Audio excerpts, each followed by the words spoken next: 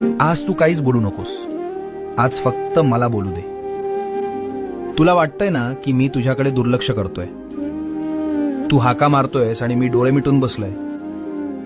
तू म्हणतोस ना, स्वामी मी तुमचं काय वाकडं केलं, माझ्याच नशिबात हे का.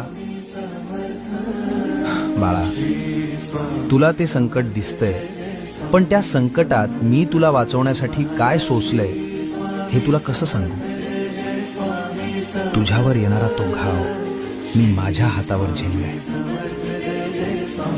तुझा माझ्यावरचा राग सुद्धा मला गोड वाटतो रे, कारण त्या रागाच्या मागे तुझं माझ्यावरचं प्रेम दडलंय.